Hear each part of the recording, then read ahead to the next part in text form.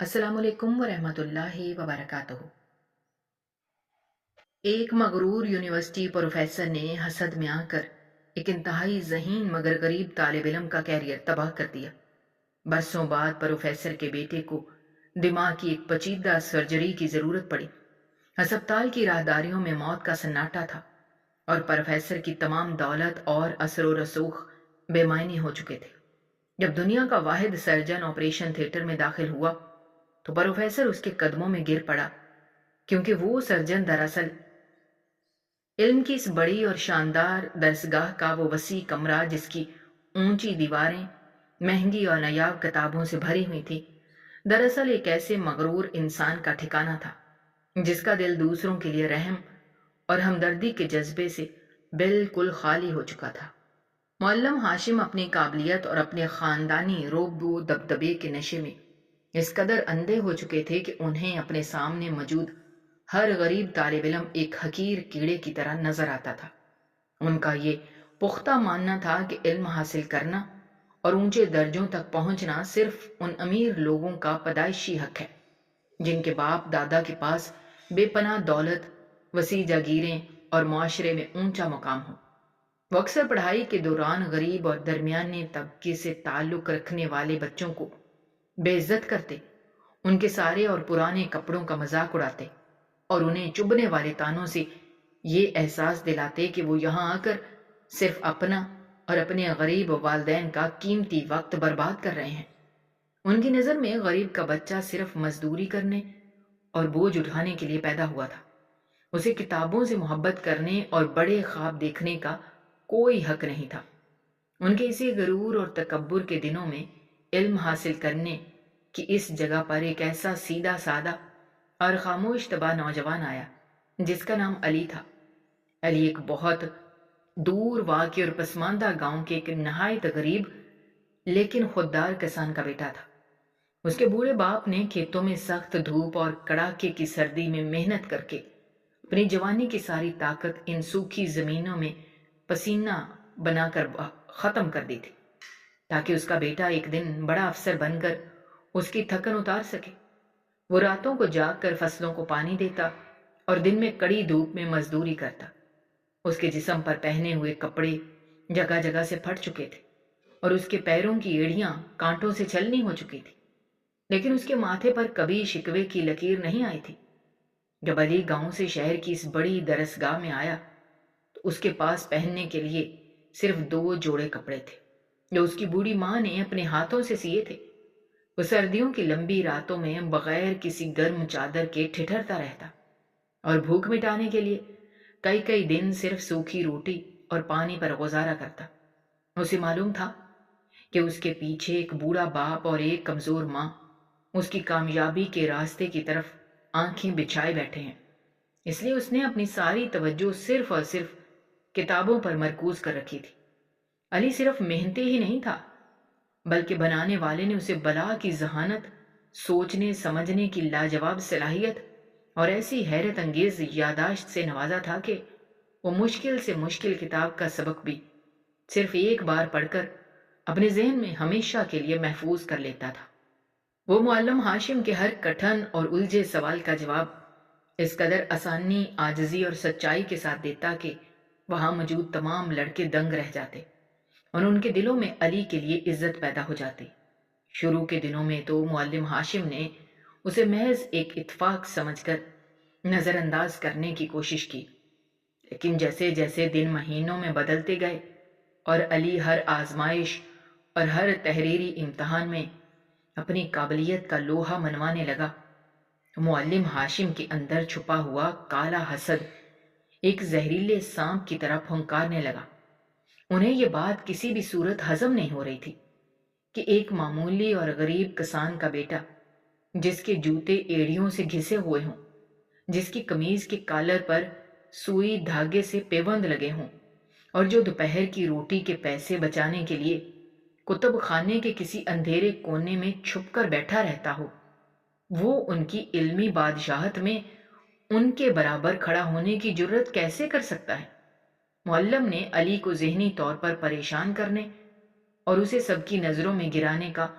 کوئی بھی موقع اپنے ہاتھ سے جانے نہیں دیا۔ وہ کبھی اس کے بولنے کے دیہاتی انداز پر طنز کرتے، کبھی اسے سب کے سامنے کھڑا کر کے اس کی غربت کا تماشا بناتے اور اس کی غریبی کا مذاق اڑاتے، لیکن علی ایک گہرے اور خاموش سمندر کی طرح ان کی ہر کڑوی بات کو پی جاتا، صبر کا دامن کبھی نہ چھوڑتا۔ اس کا واحد مقصد صرف علم حاصل کرنا، اپنے بوڑھے اور بیمار باپ کے دکھوں کا علاج کرنا اور اس کچے اور ٹپکتے ہوئے مکان کی چھت کو پکا کرنا تھا جہاں اس کی بوڑھی ماں نے ساری زندگی غریبی کی چکی پیستے ہوئے گزار دی تھی۔ جب تعلیم کی آخری دور کے امتحانات قریب آئے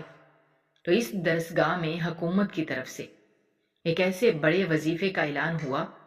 جو کسی بھی انسان کی زندگی بدل سکتا تھا۔ یہ بھاری وظیفہ اور بیرون ملک جا کر مزید پڑھنے کا موقع صرف اس لڑکے کو ملنا تھا جو پورے صوبے میں سب سے زیادہ نمبر لے کر پہلی پوزیشن حاصل کرتا اور جس کا تحریری مقابلہ سب سے منفرد اور نیا ہوتا۔ علی کی تیاری بالکل مکمل تھی۔ اس نے دن اور رات کی نیندیں حرام کر کے ایک ایسا مقالہ لکھا تھا جس کی مثال ملنا بہت مشکل تھا۔ وہاں موجود تمام اساتذہ اور پڑھنے والے لڑکے یہ بات بخوبی جانتے تھے کہ یہ بڑا اعزاز اور کامیابی صرف اور صرف علی کے حصے میں آئے گی۔ یہی وہ نازک موڑ تھا جہاں معلم ہاشم کی خاموش نفرت اور حسد نے ایک نہایت بھیانک اور خوفناک سازش کی شکل اختیار کر لی۔ انہوں نے اپنے عہدے کی طاقت کا غلط اور ناجائز استعمال کرتے ہوئے علی کے اصل اور محنت سے لکھے گئے مقالے کو چوری چھپے اپنے کمرے کی الماری میں چھپا دیا اور اس کی جگہ ایک ایسا جھوٹا اور نقل کیا ہوا مقالہ رکھ دیا جو پہلے ہی کسی اور جگہ چھپ چکا تھا۔ جب یہ سنگین اور بڑا معاملہ درسگاہ کی تادیبی مجلس کے سامنے پیش ہوا تو معلم ہاشم نے اپنی تمام تر علمی عزت، اپنے عہدے کے روب اور اپنے جھوٹے وقار کی پرواہ کیے بغیر یہ جھوٹی گواہی دی کہ علی ایک مکار، دھوکے باز اور چور لڑکا ہے جس نے راتوں رات بڑی کامیابی حاصل کرنے کی لالچ میں کسی دوسرے انسان کی محنت کو چوری کر کے اپنے نام سے پیش کیا ہے۔ علی کے پاس اپنی سچائی اور بے گناہی ثابت کرنے کے لیے کوئی کاغذ یا ثبوت موجود نہیں تھا، کیونکہ تمام ضروری دستاویزات اور معلومات تک رسائی صرف معلم کے مکمل قبضے میں تھی۔ وہ اس مجلس کے تمام بڑے لوگوں کے سامنے ہاتھ جوڑتا رہا، زاروں قطار روتا رہا، اپنے بوڑھے باپ کی سالہ سال کی خون پسینے کی کمائی اور اپنے راتوں کے جاگنے کی دہائی دیتا رہا۔ وہ معلم کے پیروں میں گر کر اپنی زندگی اور اپنے مستقبل کی بھیک مانگتا رہا، لیکن معلم ہاشم کے پتھر جیسے سخت چہرے پر ایک ایسی سرد اور ظالمانہ مسکراہٹ سجی ہوئی تھی جیسے وہ اس بے بس اور غریب نوجوان کی زندگی کو اپنے پیروں تلے کچل کر ایک عجیب سا سکون اور خوشی محسوس کر رہے ہوں۔ علی کو نہ صرف اس بڑی درسگاہ سے نہایت ذلت اور رسوائی کے ساتھ دھکے دے کر نکال دیا گیا، بلکہ اس کی تعلیمی زندگی پر ہمیشہ کے لیے ایک ایسا کالا دھبا لگا دیا گیا کہ اسے ملک کی کسی دوسری جگہ تعلیم حاصل کرنے کے لیے داخلہ ملنا بھی ناممکن ہو گیا۔ وہ اپنے ٹوٹے ہوئے خوابوں، بکھری ہوئی امیدوں اور آنسوؤں سے بھری ہوئی آنکھوں کے ساتھ پیدل چلتا ہوا اپنے اس دور افتادہ گاؤں واپس چلا گیا، جہاں اس کے بوڑھے باپ نے اپنے جوان بیٹے کی اس ذلت اور صدمے کو برداشت نہ کرتے ہوئے چند ہی ماہ بعد خون کی الٹیاں کر کے دم توڑ دیا۔ وقت کا پہیہ اپنی مخصوص رفتار سے چلتا رہا۔ دن ہفتوں میں، ہفتے مہینوں میں اور مہینے برسوں میں بدلتے چلے گئے۔ معلم ہاشم کی زندگی اپنی تمام تر ظاہری چمک دمک، بڑی بڑی دعوتوں اور خوشیوں کے ساتھ گزرتی رہی۔ انہوں نے اپنے اکلوتے بیٹے عاصم کو دنیا کی ہر نعمت اور آسائش سے نوازا، اسے مہنگی سواریوں، بہترین اور قیمتی کپڑوں اور ہر طرح کے آرام کا عادی بنایا۔ आसिम उनकी जिंदगी का वाहिद मकसद, उनकी सारी दौलत का अकेला वारिस और उनके आसमान को छूते हुए गरूर का वाहिद सहारा था। लेकिन इस कायनात को चलाने वाले का अपना एक खामोश और नहायत सख्त इंसाफ होता है, जो कभी कभी बरसों की लंबी खामोशी के बाद अचानक हरकत में आता है। एक शाम जब आसिम अपनी तेज रफ्तार सवारी में किसी महफिल से वापस अपने शानदार घर लौट रहा था, उसे अचानक अपने सर में एक ऐसी शदीद और जानलेवा दर्द की लहर महसूस हुई, जैसे किसी ने जलती हुई गर्म लोहे की सुलाखें उसके दिमाग में उतार दी हों और वो वहीं बेहोश होकर गिर पड़ा। शिफाखाने में कई हफ्तों तक लगातार होने वाले मुख्तलिफ तिबी मुआइनों और बड़े बड़े तबीबों के मशवरों के बाद ये हौलनाक और डरावना राज खुला कि आसिम के दिमाग के एक ऐसे नाजुक और ख़तरनाक हिस्से में एक बड़ी गिल्टी बन चुकी है, जहां तक पहुंचना दुनिया के आम और बड़े जराहों के बस की बात भी नहीं थी। मुअल्लिम हाशिम की सारी रंगीन और खुशियों भरी दुनिया जैसे एक ही लम्हे में अंधेरों में डूब गई। वो इंसान जो कभी दूसरों की जिंदगियों और उनके मुस्तकबिल के फैसले अपनी जूती की नोक से करता था, आज अपने जवान बेटे की जिंदगी बचाने के लिए दर दर की ठोकरें खाने पर मजबूर हो गया। उन्होंने मुल्क के महंगे तरीन और सबसे बड़े शिफाखानों के चक्कर लगाए, दूर दराज के मुल्कों से बड़े मुआलजों को बुलवाया, अपनी उम्र भर की कमाई हुई सारी दौलत पानी की तरह बहा दी, लेकिन हर जगह से उन्हें सिर्फ और सिर्फ मायूसी और नाकामी का सामना करना पड़ा। हर बड़े तबीब का यही हतमी फैसला था कि इस गिल्टी को निकालने के अमल में कामयाबी की उम्मीद ना होने के बराबर है, और दिमाग के इस मखसूस और इंतहाई हसास हिस्से को चीरने का काम सिर्फ और सिर्फ वही एक शख्स कर सकता है, जिसे पूरी दुनिया में जराही का सबसे बड़ा माहिर और जादूगर माना जाता है। लेकिन वो अजीम जर्राह एक ऐसी बड़ी शख्सियत है जो बहुत कम किसी मरीज को देखता है, और उससे मिलने का वक्त लेना नामुमकिन के बराबर है। मुअल्लिम हाशिम ने अपनी तमाम तर दौलत, अपनी जान पहचान और अपने तमाम पुराने ताल्लुकात का जोर लगाया ताकि किसी भी तरह उस मसीहा तक पहुंचा जा सके। वो मगरूर शख्स जो कभी गरीबों और कमजोरों की शक्ल देखना भी पसंद नहीं करता था, आज शिफा खाने की इंतजार गाह की सख्त और ठंडी नशिस्तों पर बैठकर मामूली खादमों और मुहर्ररों के आगे हाथ जोड़ता और उनकी मिन्नतें करता था। उसे अब कई कई रातों तक नींद नहीं आती थी। उसे जब भी आंख लगती तो ख्वाब में अली का वो आंसुओं से भरा हुआ बेबस चेहरा नजर आता। जब उसने अपने मुस्तकबिल की भीख मांगी थी और मुअल्लिम ने उसे बेदर्दी से धुतकार दिया था, उसे अब शिद्दत से यह एहसास हो रहा था कि उसके बेटे के सर में उठने वाला हर दर्द दरअसल उसके माजी के किए हुए गुनाहों की वो सजा है जिसका अजाब उसे आज अपनी आंखों से देखना पड़ रहा है। उसे ये बात समझ आ गई थी कि जब कोई ताकतवर इंसान किसी गरीब का रिज्क या उसकी कामयाबी छीनता है तो कुदरत उसे उसकी सबसे प्यारी और अजीज चीज के जरिए तड़पा कर सजा देती है। कई रातें शिफा खाने की खामोश और लंबी राहदारियों में रोते और गिड़गिड़ाते हुए गुजरी तो उसे सही मायनों में यह अंदाजा हुआ कि बेबसी और लाचारगी किस बला का नाम है। आखिरकार एक दिन जब उम्मीद का आखिरी दिया भी बुझने के करीब था, शिफा खाने के बड़े मुंतजमीन ने यह हैरान कुन और खुशी की खबर सुनाई कि वो दुनिया का सबसे बड़ा मुआलिज जो इत्तेफाक से इसी शहर में किसी काम से आया हुआ है, उसने तमाम कागजी दस्तावेजात देखने के बाद खालिस इंसानी हमदर्दी की बुनियाद पर आसिम का इलाज करने की हामी भर ली है और वो आज ही इसका इलाज करने के लिए तैयार है। मुअल्लिम हाशिम की रोती हुई आंखों में खुशी की चमक आ गई। उन्हें लगा जैसे उनके मरते हुए बेटे को मौत के मुंह से निकालने का रास्ता मिल गया हो। इलाज का वो दिन नहायत भारी और असाब को तोड़ देने वाला था। शिफा खाने की राहदारियों में मौत जैसी डरावनी और गहरी खामोशी छाई हुई थी और फिजा में एक अजीब सा डर और घबराहट महसूस हो रही थी। मुअल्लिम हाशिम जराही के इस बड़े कमरे के सामने रखी हुई नशिस्त पर बिल्कुल बुत बने बैठे थे। उनके हाथ मुसलसल कांप रहे थे और उनके होंठों पर ऐसी इल्तिजाएं और माफियां थी जो शायद बरसों से उनके दिल में भी नहीं आई थी। अचानक राहदारी के दूसरे कोने से किसी के मजबूत और पुरएतमाद कदमों की आवाज सुनाई दी। तीमारदार लड़कियां, छोटे मुआलिज और शिफाखाने कब्बाग की तमाम अमला एक लंबी कतार में नहायत अदब और इज्जत से सर झुकाकर खड़े हो गए,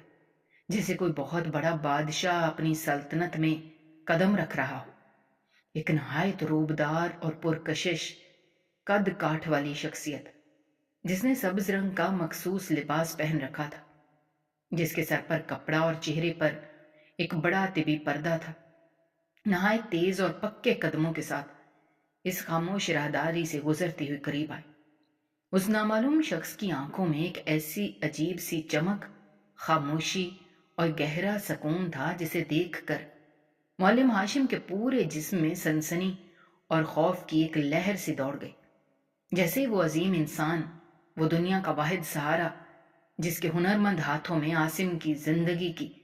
आखिरी उम्मीद बंधी हुई थी और जिसकी उंगलियों की एक हरकत से मौत और जिंदगी का आखिरी फैसला होना था, जराही के इस कमरे के भारी दरवाजे के बिल्कुल करीब पहुंचा और बगैर किसी की तरफ देखे सीधा उसके अंदर दाखिल हुआ। जराही के इस बड़े कमरे का भारी दरवाजा एक नहायत दिल चीर देने वाली और खौफनाक सी आवाज के साथ बंद हो गया और उसके बिल्कुल ऊपर लगी हुई एक सुर्ख रंग की बत्ती जल उठी, जिसका सीधा और साफ मतलब यह था कि अंदर जिंदगी और मौत की एक नहायत कठिन, तवील और खौफनाक जंग शुरू हो चुकी है। मुअल्लिम हाशिम इस बंद और बेरहम दरवाजे के बिल्कुल बाहर एक बेजान और पत्थर के बुत की तरह साकित खड़े रह गए। उनकी आंखों में आंसुओं का एक ऐसा तेज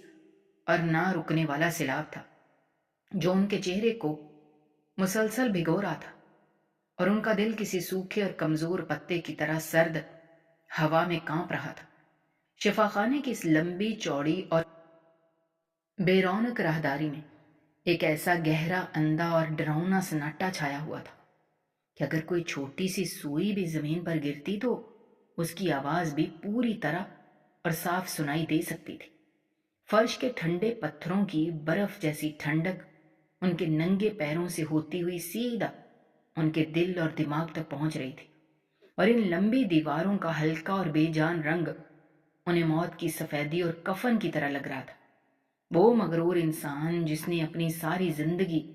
दूसरों पर अपना सख्त हुक्म चलाते हुए और गरीबों लाचारों को अपने पैरों की हकीर जूती और कीड़े मकोड़े समझते हुए गुजारी थी, आज एक नहायत बेबस, कमजोर और लाचार फकीर की तरह इस बंद दरवाजे को फटी हुई आंखों से मुसलसल घूर रहा था। उनके दिमाग के अंदर हजारों डरावने और तकलीफ दा ख्यालात एक कठिन, तवील और खतरनाक तूफान की तरह चक्कर काट रहे थे। उन्हें रह रहकर अपना वो गुजरा हुआ शानदार और चमकता हुआ माजी याद आ रहा था, जब वो अपनी बड़ी और ऊंची कुर्सी पर बैठकर दूसरों की किस्मत और उनके मुस्तकबिल के बड़े बड़े फैसले किया करते थे। जब उनकी सिर्फ एक कड़कदार आवाज पर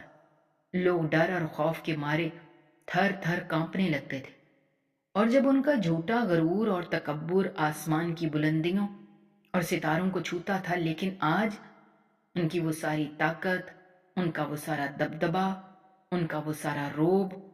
और उनकी वो बेपनाह दौलत और जायदाद इस छोटी सी सुर्ख बत्ती के सामने बिल्कुल बेकार, बेमायने और मट्टी के ढेर की तरह होकर रह गई थी। मुअल्लिम हाशिम के कानों में उस वक्त सिर्फ एक ही आवाज गूंज रही थी और वो उसके अपने टूटते हुए गरूर की आवाज थी। उसे याद आ रहा था कि कैसे उसने अपनी ताकत के नशे में अंधे होकर एक मासूम और मेहनती तालिब इल्म को सबके सामने रुसवा किया था। उसे अपना वो बड़ा और शानदार दफ्तर याद आ रहा था, जहां बैठकर उसने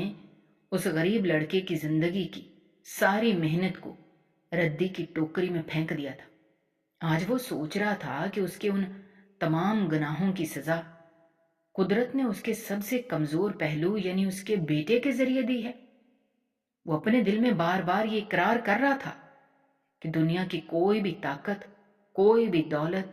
اور کوئی بھی بڑا عہدہ قدرت کے انصاف کے سامنے بالکل بے بس اور حقیر ہے۔ وہ زمین پر ماتھا ٹیک کر گڑ گڑا رہا تھا۔ اس کے آنسو شفا خانے کے اس ٹھنڈے فرش کو دھو رہے تھے۔ وہ مان چکا تھا کہ اس کا سارا علم اور اس کی ساری ڈگریاں اس کائنات کے مالک کی مرضی کے سامنے ایک ریت کے ذرے کے برابر بھی اہمیت نہیں رکھتی۔ انہیں بار بار اور شدت سے اپنے جوان بیٹے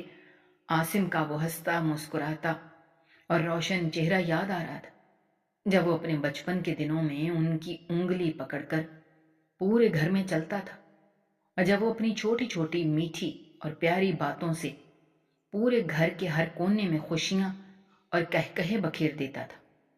وہ اپنے دل میں سوچ رہے تھے کہ اگر آج اس کٹھن وقت میں ان کے اکلوتے اور پیارے بیٹے کو کچھ ہو گیا یا وہ انہیں ہمیشہ کے لیے چھوڑ کر چلا گیا، تو ان کی اس لمبی چوڑی جائیداد، ان کی ان شاندار اور مہنگی سواریوں، ان کے اس بڑے نام اور ان کی ساری جمع کی ہوئی دولت کا آخر کیا فائدہ ہوگا؟ وہ کس کے سہارے اور کس کے لیے اس دنیا میں زندہ رہیں گے، اور کس کے لیے یہ سب کچھ دن رات محنت کر کے کمائیں گے؟ درد، تکلیف اور غم کی اس نہایت شدید اور جان لیوا کیفیت میں انہیں اچانک ایک بار پھر علی کا وہ آنسوؤں سے بھرا ہوا معصوم اور بے بس چہرہ شدت سے یاد آیا، جب اس غریب اور محنتی نوجوان نے اپنے سنہرے مستقبل اور اپنی زندگی کو بچانے کے لیے ان کے پیروں میں گر کر رحم کی بھیک مانگی تھی۔ معلم ہاشم کو ایسا لگا جیسے کسی نے ان کے کمزور دل پر ایک بہت بڑا اور بھاری پتھر رکھ دیا ہو، یا کسی نے ان کے سینے میں کوئی تیز دھار خنجر اتار دیا ہو۔ انہیں اب پوری طرح اور سچے دل سے یہ یقین ہو چکا تھا کہ یہ سب کچھ جو آج ان کے ساتھ ہو رہا ہے وہ ان کی اسی ظلم، زیادتی اور ناانصافی کی سخت سزا ہے جو انہوں نے کئی برسوں پہلے ایک بے گناہ غریب اور محنتی طالب علم پر اپنے جھوٹے غرور میں آ کر کیا تھا۔ وہ شفا خانے کے اس ٹھنڈے اور سخت فرش پر گھٹنوں کے بل گر کر بیٹھ گئے۔ انہوں نے اپنے دونوں کانپتے ہوئے ہاتھ آسمان کی طرف اٹھا لیے۔ ان کے منہ سے رونے کی، سسکیوں کی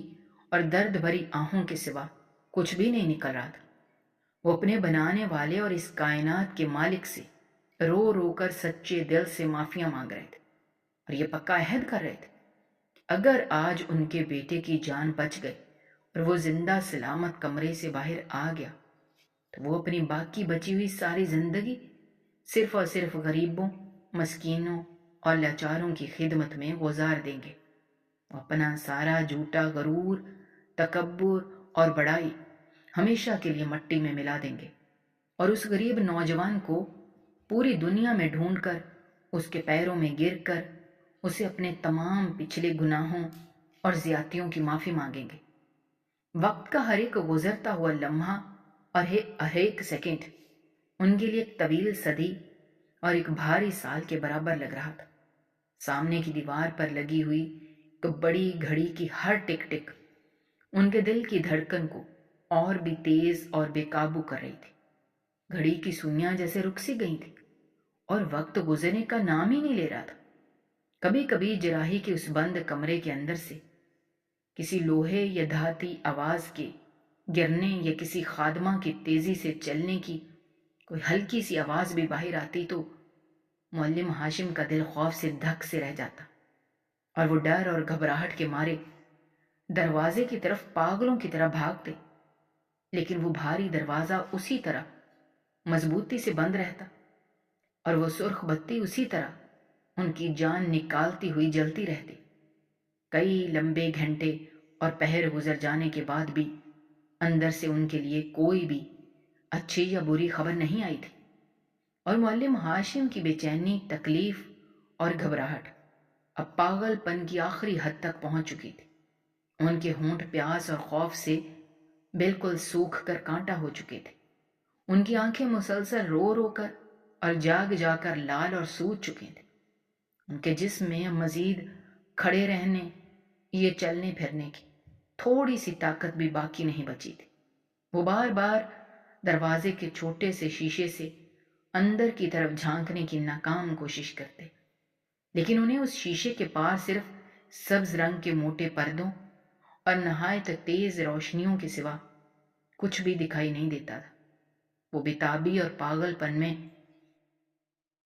ہر اس شخص کو روک کر اپنے بیٹے کا حال پوچھتے جو اس لمبی راہداری سے گزرتا، لیکن کسی بھی انسان کے پاس ان کی اس تکلیف دہ سوال کا کوئی تسلی بخش جواب نہیں تھا۔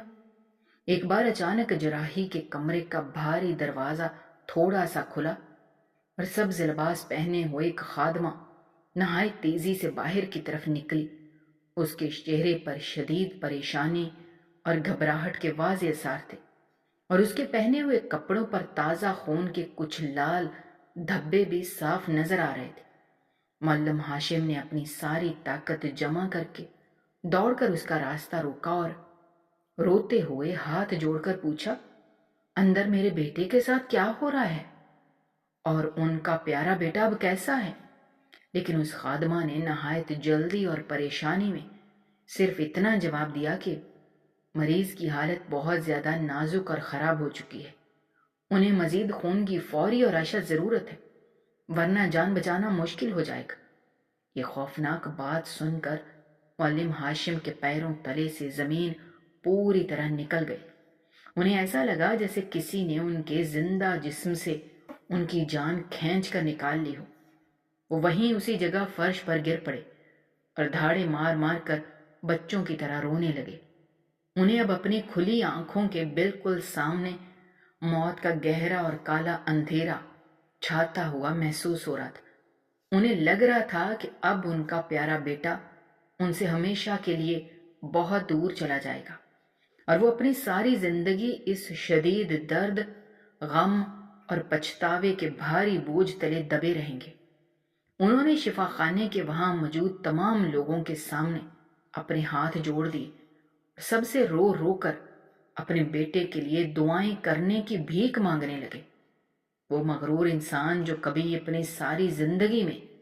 کسی کے سامنے اپنا سر جھکانا اپنی سب سے بڑی توہین اور بے عزتی سمجھتا تھا، آج وہ ہر گزرنے والے معمولی اور غریب انسان کے سامنے اپنے ہاتھ پھیلا کر اپنے بیٹے کی زندگی اور اس کی سانسوں کی بھیک مانگ رہا تھا۔ درد اور تکلیف کا یہ نہایت لمبا صبر آزما اور نہ ختم ہونے والا سلسلہ اسی طرح کئی گھنٹوں تک چلتا رہا، یہاں تک کہ باہر آسمان پر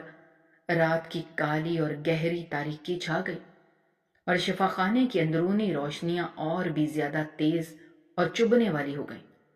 معلم ہاشم اب روتے روتے اور جاگتے جاگتے بالکل نڈھال اور بے جان ہو چکے تھے۔ ان کی سوجی ہوئی آنکھوں سے آنسو بھی نکلنا بند ہو چکے تھے، اور وہ بس ایک خالی اور بے جان پتھرائی ہوئی نظروں سے اس سرخ رنگ کی بتی کو لگاتار گھور رہے تھے۔ ان کے ٹوٹے ہوئے دل میں اب صرف اور صرف ایک ہی آخری امید باقی رہ گئی تھی، اور وہ تھی اس نامعلوم اجنبی اور عظیم مسیحا کی مہارت جس کے ہاتھوں میں ان کی بیٹے کی زندگی کی آخری ڈور بندھی ہوئی تھی۔ وہ دل ہی دل میں سچے رب سے اس عظیم انسان کو دعائیں دے رہے تھے جس نے ایک اجنبی مریض کی جان بچانے کے لیے اپنا اتنا قیمتی وقت اور آرام چھوڑا تھا۔ وہ مسلسل سوچ رہے تھے کہ وہ اپنی ساری زندگی میں اس عظیم انسان کا یہ بڑا احسان کیسے اتاریں گے جس نے ان کے ڈوبتے ہوئے اور تباہ ہوتے ہوئے جہاز کو کنارے لگانے کی یہ عظیم کوشش کی تھی۔ وہ اپنے آپ سے اور اپنے خدا سے بار بار یہ پکے وعدے کر رہے تھے کہ وہ اپنی ساری جائیداد، ساری دولت اور سارا مال اس مسیحا کے قدموں میں نچھاور کر دیں گے اور ساری زندگی اس کے در کے غلام اور خادم بن کر رہیں گے۔ اچانک ایک بہت ہلکی سی مشینی آواز آئی اور جراحی کے کمرے کے باہر لگی ہوئی وہ سرخ بتی جو پچھلے کئی گھنٹوں سے ان کی جان اور ان کا خون نکال رہی تھی، وہ اچانک بجھ گئی۔ بتی بجھتے ہی معلم ہاشم کے کمزور جسم میں جیسے بجلی سی دوڑ گئی اور وہ تیزی سے کانپتے ہوئے اپنی جگہ سے اٹھے۔ ان کا دل اتنی زور زور سے دھڑک رہا تھا کہ انہیں اپنی چھاتی کی پسلیاں ٹوٹتی ہوئی اور باہر آتی ہوئی محسوس ہو رہی تھی۔ بھاری دروازہ نہایت آہستہ سے پوری طرح کھلا۔ شفا خانے کا سارا عملہ ایک ایک کر کے تھکے ہوئے قدموں سے باہر آنے لگا۔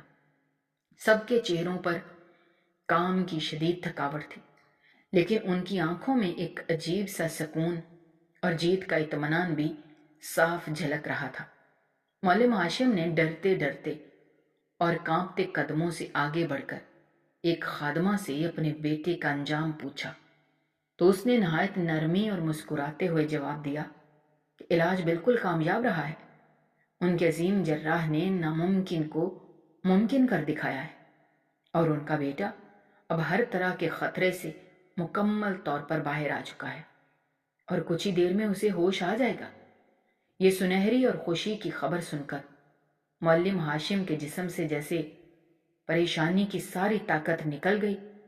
اور وہ وہیں اسی جگہ فرش پر سجدے میں گر پڑے۔ ان کی سوکھی ہوئی آنکھوں سے ایک بار پھر خوشی اور شکر گزاری کے گرم آنسوں کا ایک نیا اور تیز سیلاب بہہ نکلا۔ انہوں نے شفا خانے کی اس سخت زمین کو چوما اور اپنے بنانے والے رب کا ہزاروں بار سچے دل سے شکر ادا کیا کہ اس نے ان کی ٹوٹی ہوئی گناہگار اور درد بھری التجاؤں کو سن لیا تھا اور ان پر اپنا رحم کر دیا تھا۔ وہ مسلسل روتے جاتے تھے اور سجدے میں پڑے ہوئے زمین کو اپنی خوشی کے آنسوں سے بھگو رہے تھے۔ انہیں ایسا لگ رہا تھا جیسے آج انہیں خود ایک نئی زندگی مل گئی ہو، جسے ان کے سینے سے ایک بہت بڑا اور بھاری پہاڑ ہمیشہ کے لیے ہٹ گیا ہو۔ کچھ دیر بعد جب وہ طویل سجدے سے رو کر اٹھے تو انہوں نے اپنے آنسو بھری آنکھوں سے دیکھا کہ راہداری کے بالکل سامنے وہ عظیم انسان، وہ فرشتہ صفت مسیحا جس نے ان کے بیٹے کو موت کے اندھے کنویں سے نکالا تھا، جراحی کے کمرے سے آہستہ آہستہ باہر آ رہا تھا۔ اس کے سبز کپڑوں پر تازہ خون کے کئی بڑے نشان لگے ہوئے تھے، اور اس کے ماتھے اور چہرے پر شدید تھکاوٹ، پسینے کے گہرے سائے تھے، لیکن اس کے چلنے کے انداز میں بالکل وہی وقار، وہی سکون اور وہی ٹھہراؤ تھا جو اندر جاتے وقت تھا۔ وہ بالکل ایک فاتح کی طرح چل رہا تھا۔ معلم ہاشم دیوانوں اور پاگلوں کی طرح روتے اور دوڑتے ہوئے اس عظیم انسان کے بالکل پاس پہنچے، اور اس سے پہلے کہ وہاں کھڑا کوئی بھی انسان کچھ سمجھ پاتا،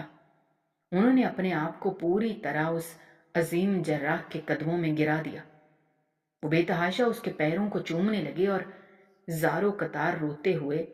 نہایت عاجزی سے کہنے لگے کہ اے عظیم انسان، تم نے آج مجھ پر وہ بڑا احسان کیا ہے جو میں اپنی 7 نسلوں تک کبھی نہیں بھول سکتا۔ تم نے آج صرف میرے بیٹے کو موت سے نہیں بچایا، بلکہ مجھ جیسے گنہگار کو ایک نئی اور سچی زندگی دی ہے۔ تم نے مجھ جیسے مغرور اور ظالم انسان کو موت کی اس دردناک عذاب سے بچا لیا ہے۔ تم مجھ سے جو بھی مانگو گے میں تمہیں دوں گا۔ میری ساری دولت، میرا سارا مال، میری ساری زمینیں، میری جائیداد، میری جان، سب کچھ آج سے تمہارا ہے۔ تم نے آج مجھے یہ بڑا سبق سکھا دیا کہ انسان کی اصل طاقت اس کا خاندانی غرور یا اس کی دولت نہیں ہوتی، بلکہ اس کے ہاتھ میں موجود وہ محنت، وہ ہنر اور وہ نیکی ہوتی ہے جو وہ دوسروں کی جان بچانے کے لیے استعمال کرتا ہے۔ میں تمہارا یہ عظیم اور بڑا احسان اپنی ساری زندگی کبھی نہیں اتار سکتا۔ میں اپنی باقی ساری زندگی تمہارے ان قدموں کی حقیر دھول اور تمہارا نوکر بن کر رہنا پسند کروں گا۔ تم نے میری تاریک اور اندھیری دنیا میں خوشی کی جو کرن بکھیری ہے، میں اس کے بدلے میں اپنا سب کچھ تم پر قربان کرنے کو تیار ہوں۔ بس مجھے اپنا خادم قبول کر لو۔ معلم ہاشم رو رو کر، اپنے دونوں ہاتھ جوڑ کر، مسلسل گڑ گڑا کر بولتے جا رہے تھے، اور اس عظیم انسان کے قدموں میں پڑے ہوئے اپنے گرم آنسوؤں سے اس کے جوتوں کو پوری طرح بھگو رہے تھے۔ راہداری میں موجود تمام عملہ اور باقی لوگ یہ عجیب اور حیران کن منظر دیکھ کر بالکل دنگ رہ گئے تھے کہ وہ انتہائی مغرور اور متکبر معلم، جس کی گردن ہمیشہ غرور سے اکڑی رہتی تھی اور جو کسی کو سیدھے منہ بات تک نہیں کرتا تھا، آج کس طرح ایک عام سے لباس والے انسان کے قدموں میں گر کر چھوٹے بچوں کی طرح بلک بلک کر رو رہا ہے۔ وہ عظیم انسان جس کے چہرے پر ابھی تک وہ بڑا اور موٹا طبی پردہ موجود تھا، جس کی وجہ سے اس کی شکل نظر نہیں آ رہی تھی، وہ نہایت خاموشی اور سکون کے ساتھ اپنی جگہ پر کھڑا معلم ہاشم کی یہ ساری باتیں، ان کی منتیں اور ان کے رونے کی آوازیں سنتا رہا۔ اس نے نہ تو معلم ہاشم کو اپنے قدموں سے اٹھانے کی کوشش کی اور نہ ہی اس کے منہ سے کوئی ایک لفظ بھی باہر نکلا۔ اس کی اس پرسرار اور گہری خاموشی نے معلم ہاشم کو اور بھی زیادہ بے چین اور پریشان کر دیا۔ انہوں نے اپنے آنسوؤں سے بھرا ہوا اور سوجا ہوا چہرہ اوپر اٹھایا اور اس مسیحا کی پرسکون آنکھوں میں دیکھتے ہوئے نہایت التجا سے کہا، اے عظیم انسان، تم کچھ بولتے کیوں نہیں ہو؟ کیا تم مجھ جیسے حقیر اور گنہگار انسان کو بات کرنا بھی پسند نہیں کرتے؟ میں جانتا ہوں میں بہت برا اور ظالم انسان ہوں۔ میں نے اپنی پچھلی زندگی میں بہت سے معصوم لوگوں پر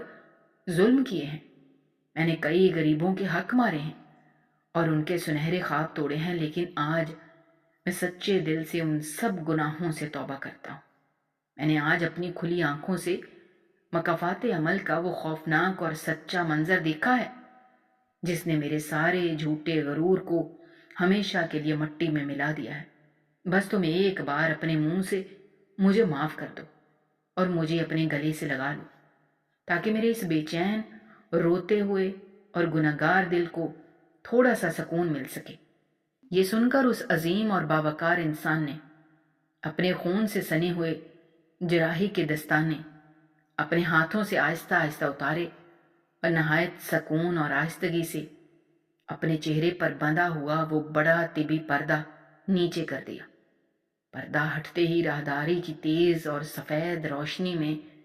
جو چہرہ ابھر کر سامنے آیا، اسے دیکھ کر معلم ہاشم کی روتی ہوئی آنکھیں پھٹی کی پھٹی رہ گئیں۔ ان کے جسم کا سارا دوڑتا ہوا خون جیسے ایک ہی لمحے میں برف کی طرح جم گیا ہو۔ ان کی چلتی ہوئی سانسیں ان کے خشک گلے میں بری طرح اٹک گئیں اور ان کا سوچنے سمجھنے والا دماغ بالکل سن ہو گیا۔ وہ پرسکون چہرہ جو اس وقت ان کے بالکل سامنے تھا اور جس کے پیروں میں وہ ابھی تک گرے ہوئے تھے، رو رہے تھے، وہ کوئی اور نامعلوم انسان نہیں بلکہ وہی غریب، بے بس اور سیدھا سادہ نوجوان علی تھا، جس کے روشن مستقبل اور جس کی ساری امیدوں کو انہوں نے کئی برسوں پہلے اپنے اسی جھوٹے غرور اور تکبر کے نشے میں اندھے ہو کر نہایت بے دردی اور ظلم کے ساتھ اپنے پیروں تلے کچل کر ہمیشہ کے لیے تباہ کر دیا تھا۔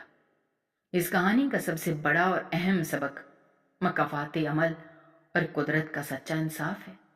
جو ہمیں بتاتا ہے کہ اس دنیا میں کوئی بھی طاقت، کوئی بھی عہدہ اور کوئی بھی دولت خدا کی لاٹھی اور اس کے انصاف سے بڑی نہیں ہو سکتی۔ جب انسان اپنی طاقت اور اپنے جھوٹے غرور کے نشے میں اندھا ہو کر کسی غریب، کمزور اور بے بس انسان پر ظلم کرتا ہے اور اس کا حق چھینتا ہے، تو وہ دراصل اپنے لیے ہی تباہی کا ایک گہرا گڑھا کھود رہا ہوتا ہے۔ معلم ہاشم نے اپنے تکبر میں آ کر علی کی زندگی تباہ کرنے کی کوشش کی، لیکن وقت کے پہیے نے ثابت کر دیا کہ تکبر کا انجام ہمیشہ ذلت اور رسوائی ہوتا ہے۔ قدرت ظالم کو اس کی سب سے پیاری اور عزیز چیز کے ذریعے سزا دیتی ہے تاکہ اسے اپنی بے بسی اور لاچارگی کا صحیح معنوں میں احساس ہو سکے۔ دوسری طرف یہ کہانی ہمیں صبر اور مسلسل محنت کی عظیم طاقت کا بھی درس دیتی ہے۔ علی نے ظلم سہنے اور اپنا سب کچھ لٹ جانے کے باوجود ہمت نہیں ہاری اور نہ ہی حالات کا رونا رویا، بلکہ اس نے اپنی محنت کو اپنا سب سے بڑا ہتھیار بنایا اور خاموشی سے اپنی منزل کی طرف بڑھتا رہا۔ اس کہانی کا ایک اور نہایت خوبصورت پہلو معاف کر دینے کی عظیم طاقت ہے۔ علی کے پاس اپنے ظالم سے بدلہ لینے کا سب سے بڑا موقع موجود تھا، وہ چاہتا تو معلم ہاشم کو اسی طرح تڑپتا ہوا چھوڑ سکتا تھا جیسے معلم نے اسے برسوں پہلے در در کی ٹھوکریں کھانے کے لیے چھوڑ دیا تھا، لیکن علی نے انتقام کی آگ میں جلنے کے بجائے نیکی اور احسان کا راستہ چنا اور اپنے ظالم کے بیٹے کو موت کے منہ سے نکال کر یہ ثابت کر دیا کہ سچی اور اصل کامیابی کسی کو گرانے یا تباہ کرنے میں نہیں، بلکہ کسی کو نئی زندگی دینے اور معاف کر دینے میں چھپی ہوئی ہے۔